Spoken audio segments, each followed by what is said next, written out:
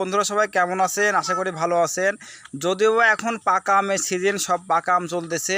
তো বাসাতে বসেছিলাম, মনে হলো আম প্রায় শেষের দিকে, একটু আম মাখানো খেলে কেমন লাগে। তো চলে আসলাম বাগানে, আম বাগানে এসে কিছু আম পাড়া হলো। আম পেড়ে আমরা মাখাবো। আপনারা দেখতে পাচ্ছেন অনেক, আমার পিছনে অনেক বড় বাগান, এখানে অনেক রকমের গাছ আছে, আম গাছ, কাঁঠাল গাছ, সবেদা, অনেকগুলো গাছ আছে অনেক বড়। এই গাছ থেকে আমরা আম পারবো, আম পেড়ে আমরা এসেছি আম বাগানে। এই যে ছোট ছোট সোনামণিদেরকে নিয়ে আম মাখাবো।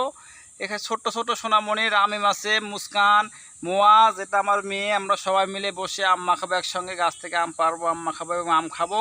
আপনারা সবাই পাশে থাকবেন। তোমরা কি এখানে কি করবে? হ্যাঁ, হ্যাঁ, আম মাখাবে এখানে। আম খেতে ভালো লাগে সবাই বলো।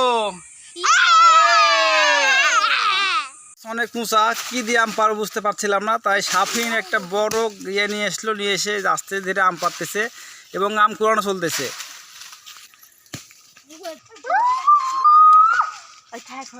সুন্দর সুন্দর আম, বন্যা দুটো আম পেরেছে, অনেক সুন্দর। এটা মাখানো, এটা আম কি করবে তুমি আম্মু?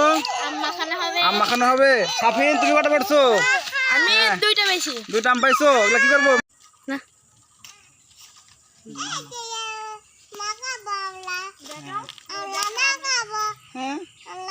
আম কি করবে আম্মু?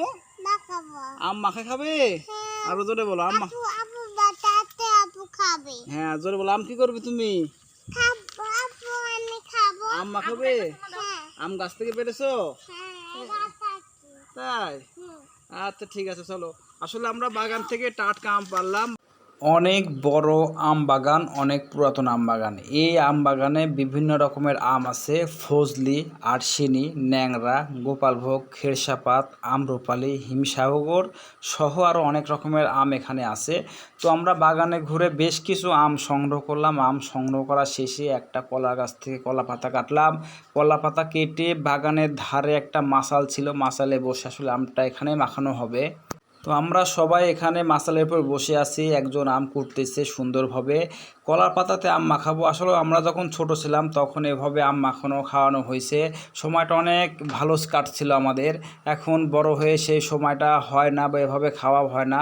তো ছোট বাচ্চাদের সাথে একসঙ্গে মিল দিয়ে আর কি আজকে একটা মানে শৈশবকালের স্মৃতির কথা মনে হয়ে যাচ্ছে। তো আম কোটা প্রায় শেষের দিকে, এখন হচ্ছে আম মাখানোর প্রক্রিয়া। প্রয়োজনীয় যা যা দরকার, লবণ, বিট লবণ, যেগুলো প্রয়োজন সবগুলো দিয়ে উপরে প্রসেস করা চলতেছে। হয়তো বা আমগুলো খেতে অনেক টেস্টি হবে। দেখা যাক, মাখানো শেষ হয়ে আমরা খেয়ে দেখব আম কেমন টেস্টি হয়। আম মাখানো প্রায় শেষের দিকে, একটু পরে আসলে খাওয়া হবে।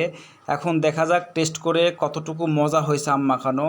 আসলে সেই সবাই মিলে একসাথে খোলামেলা পরিবেশে কলার পাতাতে আম মাখানো খাচ্ছি, বিষয়টা ভাবতে অন্যরকম লাগতেছে, অনেক ভালো লাগতেছে। আপনারা সময় সুযোগ পেলে ছোটোবেলার স্মৃতি মনে করবেন, মনে করে এরকমভাবে একটু খাবেন, দেখবেন ভালো একটা অনুভূতি হবে।